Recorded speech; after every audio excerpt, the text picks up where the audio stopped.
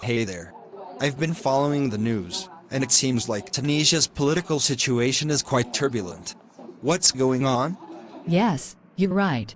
Tunisia has been going through significant political changes since the Arab Spring in 2011.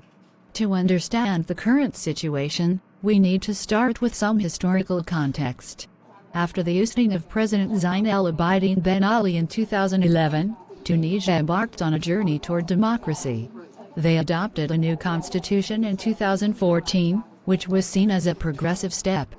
That sounds promising. So, what happened after the new constitution was adopted? Well, initially, things looked positive. Tunisia held its first free and fair elections in 2014, leading to the formation of a coalition government between the Islamist Ennahda Party and secular parties. This government was tasked with leading the country through its transitional period.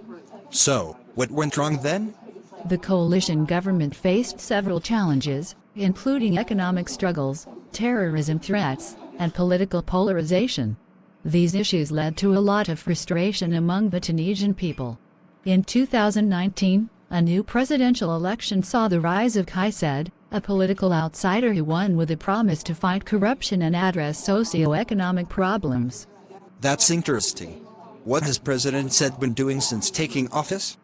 President Said initially enjoyed broad public support for his anti-corruption efforts and promises to reform the political system. However, tensions between him and the parliament, particularly the Ennahda Party, grew over time.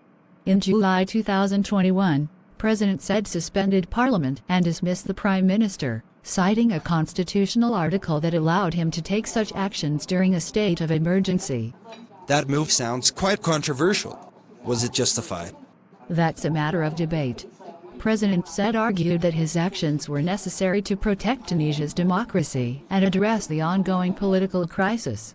However, many political parties and some international observers viewed it as a power grab.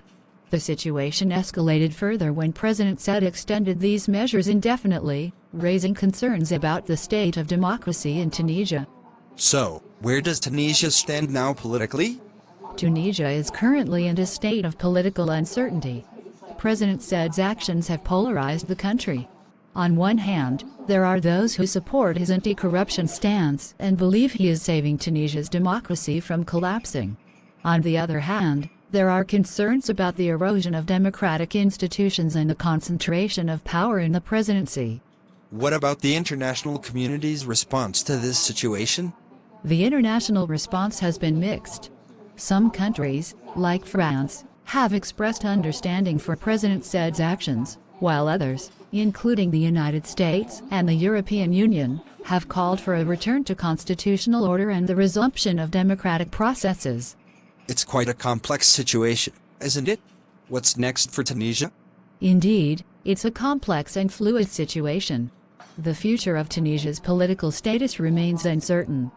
To move forward, Tunisia needs a national dialogue to bridge political divides and find a way to uphold democratic principles while addressing the country's socio-economic challenges. The role of civil society, political parties, and the international community will be crucial in shaping Tunisia's political future. Let's hope that Tunisia can find a path towards stability and democracy. It's essential for the people's well-being and the region's stability. Absolutely. Tunisia has been a symbol of hope for the Arab Spring, and its journey towards democracy is closely watched worldwide. We can only hope that the Tunisian people can come together to overcome their challenges and build a stable and prosperous future.